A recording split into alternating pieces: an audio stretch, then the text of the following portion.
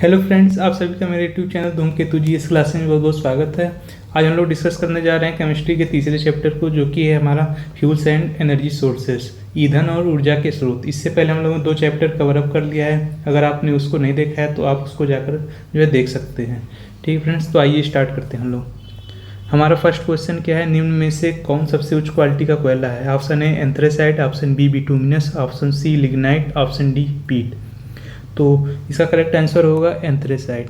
ठीक है, यहाँ पे मैंने जो फ्रेंड्स ऑप्शंस ले रखे हैं, तो ये कोयले का जो गुणवत्ता होता है वो उसके घटते हुए क्रम में लिखा हुआ है, घटते क्रम में। मतलब सबसे ख़राब क्वालिटी का पीट है और सबसे अच्छे क्वालिटी का एंथ्रेसाइट है। अब ये क्वालिटी कैसे डिसाइड होती है? क्वालिटी डिसाइड होती है परसेंटेज ऑफ कार्बन में, कि किस कोयले में कितना परसेंटेज कार्बन है, उससे उसकी क्वालिटी डिसाइड हो रही है। जैसे एंथ्रेसाइट में हो गया 80 to 90% कार्बन है। ठीक है, और आपका बिटुमिनस में हो गया आपका 60 to 80% कार्बन, और लिग्नाइट में कितना हो गया 40 to 60% कार्बन। पीट में 40 के लगभग रहता है, 40 से कम भी हो सकता है। तो हो गया पीट सबसे ख़राब क्वालिटी का कोयला। ठीक है, अब ये कहाँ कहाँ पाए जाते हैं इंडिया में, ये सब हम लोग जो है ज्योग्राफी के क्लास में डिस्कस करेंगे। ठीक है, नहीं तो वीडियो यहाँ पे बहुत लंबा हो जाएगा। आइए नेक्स्ट क्वेश्चन चलते हैं। अगला क्वेश्चन हमारा सीएनजी में कौन सी गैस सबसे अधिक मात्रा में पाई जाती है? Option A propane, option B butane, option C methane, option D ethane. तो इसका करेक्ट आंसर होगा मीथेन। ठीक है, तो सीएनजी में सबसे अधिक लगभग 80 से 90% क्या पाया जाता है? मीथेन। मीथेन का फार्मूला आपको पता है फ्रेंड्स, CH4 होता है। ठीक है, और कंप्रेस्ड नेचुरल गैस क्यों इसको बोलते हैं? तो कंप्रेस्ड वर्ड आता है क्योंकि इसको हम लोग कंप्रेस किए रहते हैं गैस को लगभग 200 से 250 kg/cm² प्रेशर पे। इतने प्रेशर पे इसको जो है कंप्रेस किया जाता है, तो इसी वजह से जो है इसको कंप्रेस नेचुरल गैस बोलते हैं। और इसको कुछ लोग जो है ग्रीन फ्यूल भी बोलते हैं। ग्रीन फ्यूल क्यों बोलते हैं? उसका रीज़न है कि इसमें लेड नहीं होता है, लेड फ्री होता है, सीसा फ्री होता है, इसी वजह से। जबकि हमारा पेट्रोल वगैरह में लेड पाया जाता है। ठीक है, और दूसरी सीएनजी यूज करने का फ़ायदा क्या हुआ? ये तो इन्वायरमेंटल इफेक्ट तो दिखा, लेकिन साथ में जो है इंजन की इफ़िशियंसी भी बढ़ गई। पेट्रोल इंजन के कंपैरिजन में अगर हम लोग इसका इंजन की इफ़िशियंसी देखें तो वो करीब 15 से 20% इफ़िशियंसी बढ़ जाती है। ठीक है, तो इसीलिए जो है सीएनजी अच्छे से जो है आजकल टेक ओवर करता जा रहा है। इसकी 4 व्हीलर्स भी आने लगे हैं, 2 व्हीलर्स पे भी काम चल रहा है। तो इसीलिए इसको देखिए ऑटो को जो है ग्रीन बनाया गया है। ठीक है, क्योंकि इसको ग्रीन फ्यूल माना गया है, क्योंकि इसमें लेड नहीं होता। जबकि पेट्रोल और डीजल से जो है लेड निकलता है उसके कंबस्शन से। ठीक है, क्लियर हो गया। नेक्स्ट क्वेश्चन चलते हैं। एलपीजी में मुख्यतः कौन सी गैस पाई जाती है? Option A butane, option B propane और ब्यूटेन, ऑप्शन सी एथेन और ऑप्शन डी मीथेन। तो इसका करेक्ट आंसर क्या होगा? ऑप्शन बी प्रोपेन और ब्यूटेन। तो एलपीजी का पूरा नाम क्या होता है? Liquefied petroleum gas. Liquefied petroleum gas. इसको हम लोग रसोई गैस भी बोलते हैं, क्योंकि हम लोग के रसोई में यही गैस यूज होता है। ठीक है, तो लिक्विफाइड पेट्रोलियम गैस जो है, और ये मिलता कहाँ से है? जो हमारा पेट्रोलियम होता है उसके पेट्रोलियम से मिलता है, इसीलिए इसका नाम पेट्रोलियम का जो हम लोग प्रभाजी आसवन करते हैं, प्रभाजी आसवन, तो उसमें पेट्रोल के अलग अलग प्रोडक्ट मिलते हैं। तो वहीं से जो है हमें ये भी मिलता है, एलपीजी गैस भी। तो ये आपको पता चल गया है। बाकी कौन कौन सी रिफाइनरीज हैं पेट्रोलियम के लिए, वो सब हम लोग आगे के उसमें डिस्कस करेंगे ज्योग्राफी के क्लास में, वो अलग टॉपिक हो जाता है हमारा। तो नेक्स्ट क्वेश्चन हम लोग स्टार्ट करते हैं। अगला क्वेश्चन है, एलपीजी में मरकेप्टम नामक यौगिक क्यों मिलाया जाता है? ये बहुत बार एग्जाम में पूछा गया है और ये वेरी इंपॉर्टेंट टॉपिक है आपका, कि एलपीजी में मरकेप्टम नामक यौगिक क्यों मिलाया जाता है। तो इसका ऑप्शन देख लेते हैं, ताकि इसे आसानी से द्रवित किया जा सके। ऑप्शन बी, ताकि इससे गैस के लीकेज का पता चल सके। ऑप्शन सी, ताकि सिलेंडर के मटेरियल से क्रिया ना करें। और ऑप्शन डी, ताकि इसके विशिष्ट ऊष्मा का मान बढ़ सके। ठीक है, तो इसका करेक्ट आंसर होगा ऑप्शन बी। इसमें एलपीजी में मरकैप्टन केवल और केवल इसीलिए मिलाया जाता है ताकि जब गैस हमारी लीक हो रही होती है तो उसमें उसके जो दुर्गंध से हमें पता चल जाए कि यहाँ गैस का लीकेज हो रहा है। अब मान लीजिए उसमें किसी तरह की गंध नहीं है तो लीकेज हो रहा है, आपको पता ही नहीं चल पाएगा। ऐसे तो एक छोटा बच्चा भी बता देता है कि गैस लीक कर रही है, क्यों? क्योंकि उसमें मरकैप्टन मिला हुआ है एलपीजी में, और मरकैप्टन जो है उसकी दुर्गंध से ही हमें पता चल जाता है कि हाँ गैस की लीकेज हो रही है, तो इसे कोई भी डिटेक्ट कर सकता है। तो इसीलिए एलपीजी में जो है मरकैप्टन मिलाया जाता है। ठीक है, नेक्स्ट क्वेश्चन चलते हैं। पांचवा क्वेश्चन हमारा, प्राकृतिक गैस में सर्वाधिक कौन सी गैस पाई जाती है? Option A pentane, option B butane, option C methane और ऑप्शन डी एथेन। तो इसका करेक्ट आंसर होगा मीथेन। ठीक है, प्राकृतिक गैस में सबसे ज़्यादा मीथेन पाया जाता है। मीथेन गैस को और क्या कहते हैं? मार्स गैस भी कहते हैं, मार्स गैस। ठीक, मार्स गैस क्यों कहते हैं? क्योंकि जितनी भी दलदली जगह होती है या कोई सड़न वाली जगह होती है जहाँ पे डिकम्पोजिशन हो रहा होता है, वहाँ से मीथेन गैस निकलती है, तो इसलिए इसको मार्स गैस भी कहते हैं। ठीक है, नेक्स्ट क्वेश्चन चलते हैं। रॉकेट इंजन में ईंधन के रूप में प्रयोग किया जाता है। ऑप्शन ए हाइड्रोजन और oxygen gas, option B hydrogen और nitrogen gas, option C methane और ऑक्सीजन, ऑप्शन डी द्रवित हाइड्रोजन तथा द्रवित ऑक्सीजन। तो ये काफ़ी इंपॉर्टेंट क्वेश्चन कभी कभी एग्जाम में पूछ लिया जाता है, तो उसका करेक्ट आंसर होगा ऑप्शन डी द्रवित हाइड्रोजन और द्रवित ऑक्सीजन। ठीक है, ये लिक्विड स्टेट में रहते हैं, ये भी लिक्विड, ये भी लिक्विड। ठीक है, और भी चीज़ों को यूज किया जाता है ईंधन के रूप में। ठीक है, लेकिन मेनली जो है ये तो ऑक्सीजन है, ऑक्सीडाइजर के रूप में यूज होता ही होता है, और हाइड्रोजन मेन इंजन का जो फ्यूल होता है उसके रूप में यूज किया जाता है। तो द्रवित हाइड्रोजन और द्रवित ऑक्सीजन का यूज किया जाता है। ऑप्शन डी हमारा जो है करेक्ट हो गया। ठीक है, अगले क्वेश्चन चलते हैं। ऊर्जा के नवीकरणीय स्रोत कौन से हैं? ऑप्शन ए कोयला, option B petroleum, option C सूर्य का प्रकाश, ऑप्शन डी वायु की ऊर्जा। तो यहाँ पे हम लोग ऊर्जा के स्रोत का जो क्लासिफिकेशन करते हैं, मतलब कितने तरह के होते हैं, वो इस बेस पे देखा जाए तो दो तरह के होते हैं। किसके बेस पे? कि उसको हम लोग जब यूज कर लेते हैं उस स्रोत को, ऊर्जा के स्रोत को, तो वो ख़त्म हो जाता है या वो दोबारा जो है उत्पन्न हो पाता है। जैसे कि एग्जांपल हम लोग देखें कोयले का। कोयला एक बार आपने यूज कर लिया, वो राख बन गया, अब उसको यूज नहीं कर सकते, तो इसको हम लोगों ने क्या बोल दिया? अनवीकरणीय।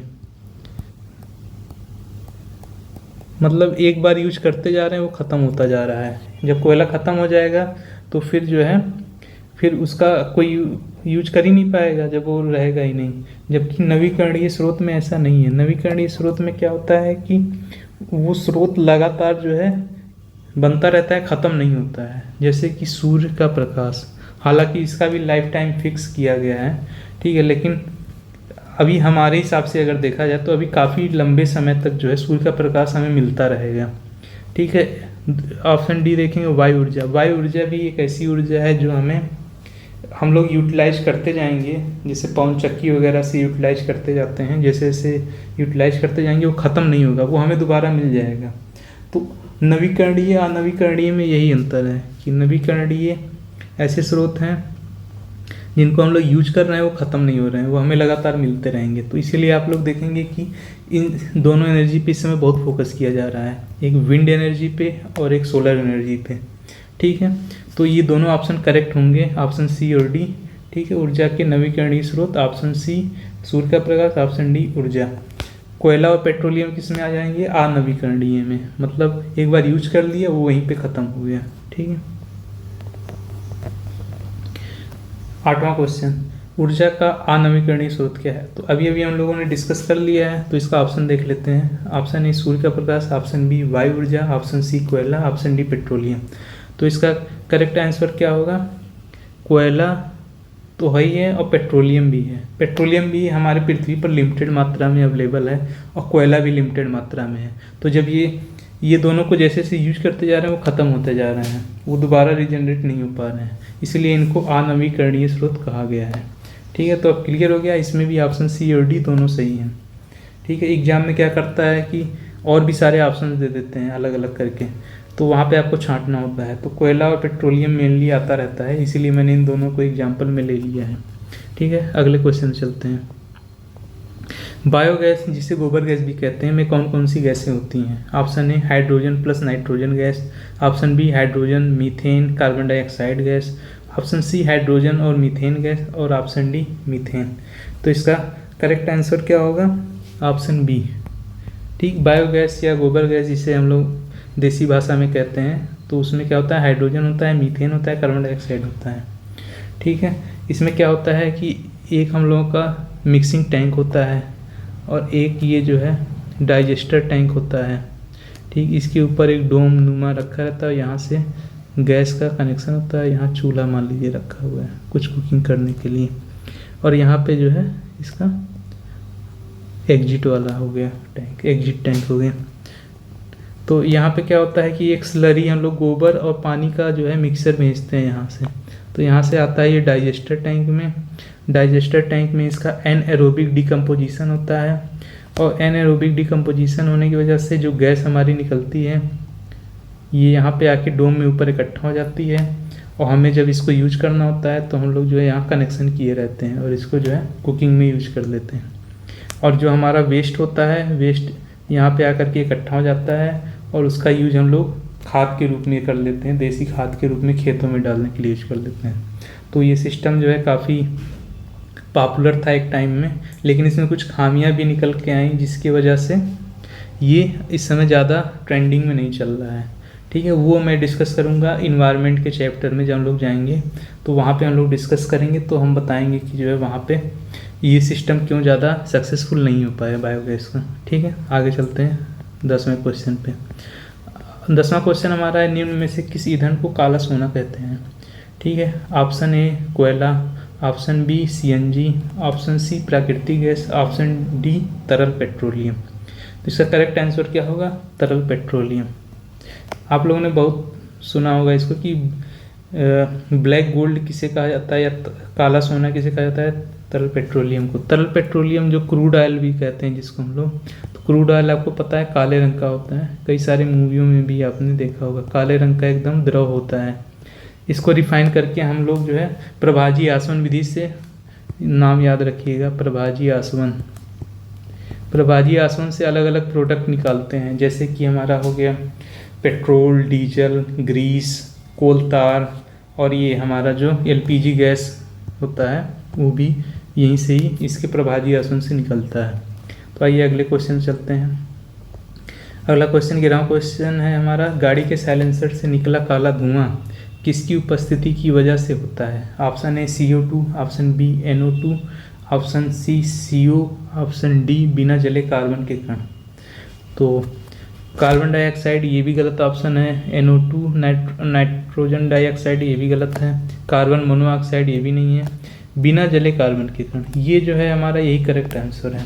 तो जो आपने साइलेंसर में कहीं कहीं देखा होगा, गाड़ी साइलेंसर से काले रंग का धुआं निकलता है, तो काले रंग के धुएं जो है कार्बन के वो कण होते हैं जो हमारे इंजन में जिसका दहन नहीं हो पाता है, जिसका कंबस्शन नहीं हो पाता है, वो काले रंग के पार्टिकल फॉर्म में डायरेक्ट निकल जाते हैं, और इसी की वजह से जो है आप देखेंगे कि उस गाड़ी की इफिशियंसी डाउन रहती है, उसका एवरेज कम हो जाता है, परफॉर्मेंस डाउन हो जाता है। क्यों? क्योंकि उसमें कार्बन का जो कण है उनका कंबस्शन हो नहीं पा रहा है, तो ऊर्जा हमें मिल नहीं पा रही है, वो बिना जले हुए बाहर आ जा रहे हैं ब्लैक ब्लैक स्मोक के फॉर्म में। ठीक है, तो आपको ये समझ में आ गया। हम लोग अगले क्वेश्चन चलते हैं। E20 फ्यूल किसे कहते हैं? ठीक है, काफ़ी ट्रेंडिंग में चल रहा है। ठीक है, ऑप्शन है एथेनॉल, ऑप्शन बी पेट्रोल में 20% एथेनॉल का मिश्रण, ऑप्शन सी एथेनॉल में 20% पेट्रोल का मिश्रण, और ऑप्शन डी शुद्ध पेट्रोल। तो इसका करेक्ट आंसर होगा कि पेट्रोल में 20% एथेनॉल का मिश्रण। बी और सी में कंफ्यूज मत होइएगा, पेट्रोल हमेशा ज़्यादा रहेगा 80%, और इसमें क्या होगा 20% की मिक्सिंग कर दी जाएगी, 20% की मिक्सिंग कर दी जाएगी एथेनॉल की। तो एथेनॉल भी एज ए फ्यूल वर्क करता है, तो हम लोग जब मिक्सिंग कर देंगे तो इससे हमें फ़ायदा क्या हो रहा है? इंडिया में ऐसा क्यों लाया जा रहा है E20 फ्यूल? क्योंकि हम बाहर से जो है क्रूड ऑयल मंगाते हैं, तो उसका रेट हम लोग कम अगर करना चाहते हैं तो कैसे होगा? 20% हम लोग इंडिया में खुद का प्रोड्यूस किया हुआ एथेनॉल मिला दिए उसमें, ठीक है। तो उससे जो है क्या होगा, पेट्रोल का जो है प्राइस ड्रॉप हो जाएगा और इससे जो है क्वालिटी भी बढ़ जाती है, पेट्रोल की क्वालिटी जो है बढ़ जाती है। ये चीज़ आप याद रखिएगा, क्वालिटी भी बढ़ती है और प्राइस भी डाउन हो जाएगा। तो E20 फ्यूल का कॉन्सेप्ट जो है ये कहता है कि पेट्रोल में 20% 80% पेट्रोल ले लो, 20% एथेनॉल उसमें मिक्स हो जाएगा।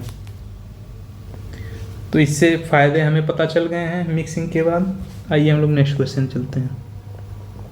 अगला क्वेश्चन है, पावर अल्कोहल का प्रयोग किस रूप में किया जाता है। फ्रेंड्स, जो हमने अभी अभी पढ़ा है E20 फ्यूल, इसी को कहते हैं पावर अल्कोहल, ठीक। तो ऑप्शन ए नशा करने के लिए, ऑप्शन बी कीटनाशक के रूप में, गलत, ये भी गलत। खाना बनाने में ईंधन के रूप में, गलत। वाहनों में ईंधन के रूप में, ये करेक्ट आंसर है। तो पावर अल्कोहल नाम इसमें देखिए पावर अल्कोहल कह दिया गया। कुछ लोग दिमाग में आ रहा होगा नशा करने के लिए एक नए तरह का अल्कोहल हो गया, इससे एक्स्ट्रा पावर मिलेगा, ऐसा नहीं है। पावर अल्कोहल मतलब वही हमारा E20 फ्यूल हो गया, 80% पेट्रोल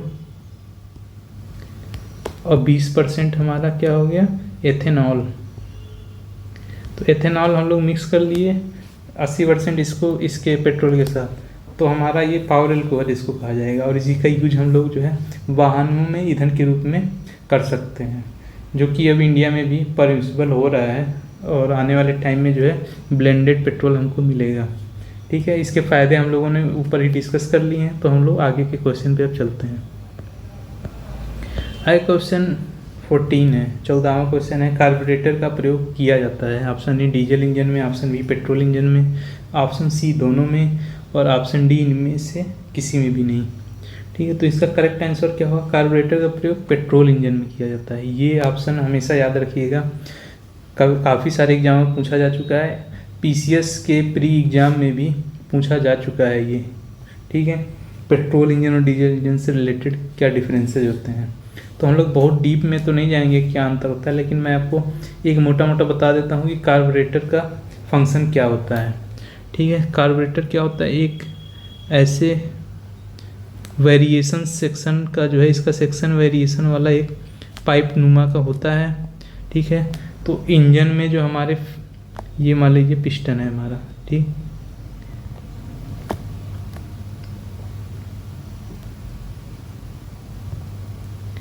ये हमारा इंजन हो गया, ये पिस्टन हो गया। अब इसमें हमारा जो है एयर फ्यूल का मिक्सचर आना है, ठीक है। पेट्रोल इंजन में क्या होता है, एयर फ्यूल का मिक्सचर आता है, तो ठीक है, ये डायग्राम हो गया। यहाँ से सक्शन हो रहा है एयर का, ठीक है। एयर आ रहा है आ रहा है आ रहा है आ रहा है, यहाँ आके जो है एरिया कम हो गया, तो यहाँ पे स्पीड इसकी बढ़ जाती है, एयर की स्पीड बढ़ेगी और प्रेशर कम हो जाएगा बर्नौली थ्योरम के अकॉर्डिंग। तो क्या होता है, यहाँ पे जो पेट्रोल है हमारा, ये पेट्रोल आकर के जो है इसी के साथ मिक्स होता जाता है और यहाँ पे जो हमारा निकल के आता है एयर प्लस पेट्रोल का मिक्सचर, ठीक। एयर प्लस पेट्रोल का मिक्सचर आता है और ये आके यहाँ पे कंबस्शन चैम्बर में फिल हो जाता है, ठीक है। तो कार्बोरेटर का मेन काम क्या है कि एयर और पेट्रोल के मिक्सचर को तैयार करना। एयर आ रहा है यहाँ से, ठीक, और यहाँ से दोनों मिक्स हो रहे हैं और मिक्स हो करके यहाँ पे जा रहे हैं। तो एक सही क्वांटिटी में जितना क्वांटिटी चाहिए, ना ज़्यादा ना कम, वो कहाँ से आता है, हमारा कार्बोरेटर से आता है। और कार्बोरेटर का यूज हम लोग पेट्रोल इंजन में करते हैं। अब आपके दिमाग में आ रहा होगा कि डीजल इंजन में फिर क्या होता है। तो डीजल इंजन में बता दूं आपको कि जो डीजल होता है उसका डायरेक्ट इंजेक्शन किया जाता है सिलेंडर में, और ये सिस्टम पूरा हटा करके सीधे सीधे एयर फिल्टर से एयर आता है। एयर आएगा, डायरेक्ट एयर कंप्रेस होगा, कंप्रेस होने के बाद यहाँ पे हल्का सा फ्यूल को इंजेक्ट कर दिया जाएगा, पिंच कर दिया जाएगा, और वहाँ से जो है बर्निंग स्टार्ट हो जाती है, ठीक है। अब एक क्वेश्चन और भी आ सकता है कि स्पार्क प्लग किस इंजन में यूज होता है। तो स्पार्क प्लग पेट्रोल इंजन में यूज होता है, डीजल में ऐसा कुछ नहीं यूज होता है। कार्बोरेटर और स्पार्क प्लग पेट्रोल इंजन में यूज होते हैं, डीजल इंजन में नहीं यूज होते हैं, ठीक है। आगे का डिटेल्स तो हम लोग IC इंजन बीटेक लेवल पे चले जाएंगे, इंजीनियरिंग में पढ़ाया जाता है, तो हम लोग उसमें नहीं जाएंगे। बस मैंने आपको एक मोटा मोटा डिफरेंस बता दिया है कि जो हमारा कार्बोरेटर है और स्पार्क प्लग है वो पेट्रोल इंजन में मिलता है, डीजल इंजन में ऐसा कुछ नहीं होता है। कार्बोरेटर का काम क्या है, एयर और पेट्रोल के मिक्सचर को एक सही क्वांटिटी में पहुंचाना, ठीक है। नेक्स्ट क्वेश्चन, विश्व में कितने प्रतिशत बिजली का उत्पादन परमाणु ऊर्जा द्वारा किया जाता है? Option A 20%, option B 30%, option C 50%, option D 18%। तो इसका करेक्ट आंसर होगा 18%। ठीक है। हम लोग जब इन्वायरमेंट की स्टडी करेंगे, पर्यावरण अध्ययन में जाएंगे, तो वहाँ मैं आपको जो है सारा क्लासिफिकेशन करके बता दूंगा कि हमारा जो है हाइडल एनर्जी से कितना मिल रहा है, न्यूक्लियर एनर्जी, कोल से कितना मिल रहा है। सबसे ज़्यादा कोल से ही मिलता है, कोल एनर्जी जो है सबसे ज़्यादा विश्व में एनर्जी का पूर्ति करता है। अभी परमाणु ऊर्जा जो हमारी है ये अभी भी 18% ही है, बहुत ज़्यादा नहीं है। तो आइए अगला क्वेश्चन आपके लिए दिया जाता है और इसको जो है आप लोग करके आइएगा। इस क्वेश्चन है हमारा, गोबर गैस संयंत्र का आविष्कार किसने किया? ये आप लोग कमेंट सेक्शन में बताइएगा कि इसका आविष्कार किसने किया है। और ये मैंने एक डायग्राम यहाँ पे लिया हुआ है आपको समझाने के लिए। अभी मैं ऊपर बता चुका हूँ कि यहाँ पे एक मिक्सिंग टैंक होता है, यहाँ पे गोबर और पानी के स्लरी को जो है मिक्स करके यहाँ से के थ्रू डाइजेस्टर टैंक में भेजा जाता है। यहाँ इसका एनारोबिक डिकम्पोजिशन होता है जिससे बायोगैस निकलती है और यहाँ जाके गैस होल्डर में, यहाँ डोम में स्टोर हो जाती है। और जो हमारा वेस्ट होता है वो आकर के जो है आउटलेट पाइप के थ्रू यहाँ पे निकल आता है। ठीक है। अब ये जो डोम में गैस इकट्ठा हुई है ये आकर के जो है गैस स्टोव से कनेक्ट कर देते हैं। जब हमें यूज करना है तो हम लोग यूज कर देते हैं। तो आप ये कमेंट करके बताइएगा कि इसका आविष्कार किस वैज्ञानिक ने किया था। ठीक है। और हम लोग इन्वायरमेंट वाले सेक्शन में डिस्कस करेंगे कि जो है ये गोबर गैस संयंत्र ये चीज़ फेल क्यों हो गया, धीरे धीरे ये जो है यूज में नहीं रहा। तो इसको हम लोग डिस्कस करेंगे। Thank you friends.